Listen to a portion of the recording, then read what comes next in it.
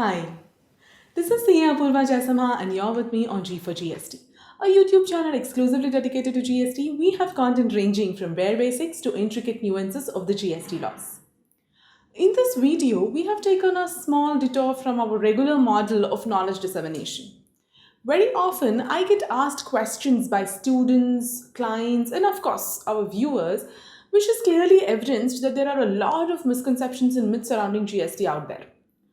The evolution of India GST has not been a straight line. There have been innumerable amendments.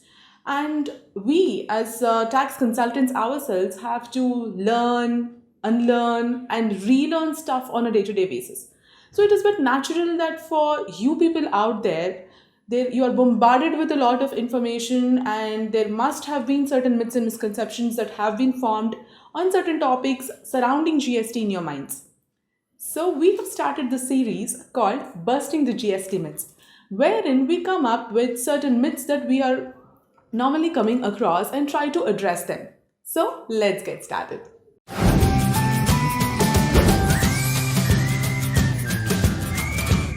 This video is brought to you by Filing Hour, India's first financial services aggregation platform. Download the application from Play Store and help us connect you to a host of finance professionals.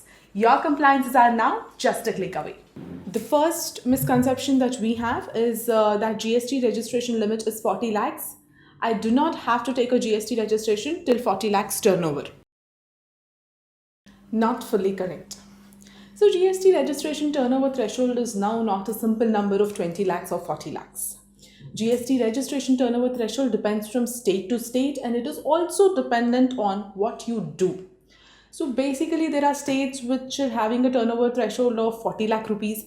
There are states which are having turnover threshold of 20 lakhs. There are also states which are having turnover threshold of as low as 10 lakh rupees. And it is also dependent on whether you're into the goods sector or you're into the service sector.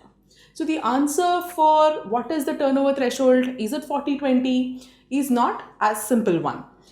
And one more thing that you have to remember is that there are certain transactions specified in the GST regime which, if you execute, you have to mandatorily apply for a GST registration. So your turnover may as well be zero. You may not be making a single sale as yet, but if you have engaged in those specific type of transaction, then you attract GST registration.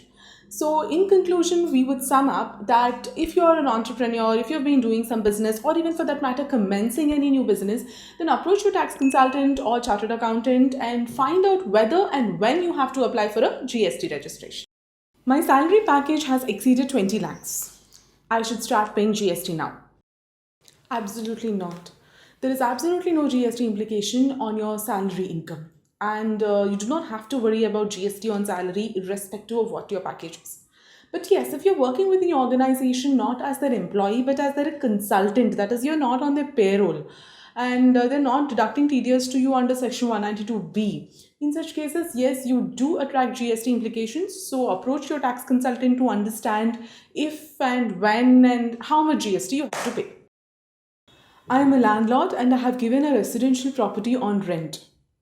I should also collect GST on rental income. Not required.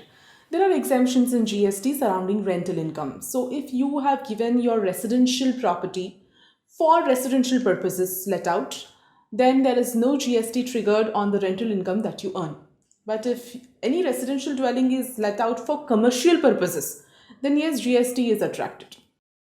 I do not have to take GST registration if I choose to function under composition scheme. Absolutely incorrect, and this is one of the blatant misconception that is out there. So functioning under composition scheme also requires you to take a GST registration, because composition scheme is not an alternate to taking registration. It is an alternate tax compliance mechanism that is there. So even if you want to opt into the composition scheme under GST, you need a GST registration. E-invoicing means generating invoices on government portal. No.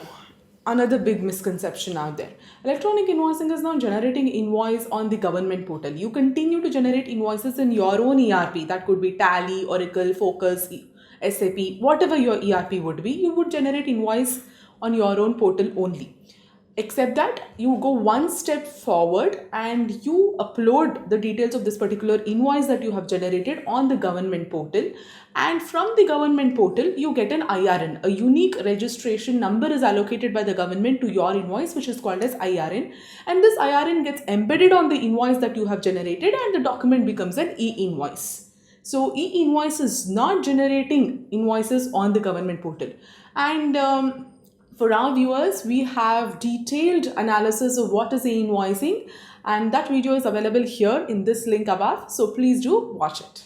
I can generate an invoice today and generate an IRN at a later point of time, or at the month end after generating all invoices throughout the month.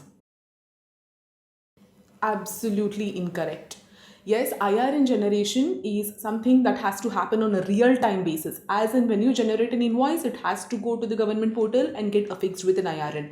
So there has to be no time gap between, or a day gap between your invoice date and the IRN date. So it is not okay. It is actually a violation if you generate an invoice today and then upload the details tomorrow, or cumulatively upload the details at the end of the month. No, not allowed. So we are hopeful that this new format and this new knowledge dissemination is useful to you, and please do like this video and share it amongst your contacts and offer us all your support. And if you want us to do any videos on specific topics, do leave your suggestions in the comment section below. And of course, to stay updated on GST and to know everything that happens in GST, subscribe to my channel and hit the bell icon.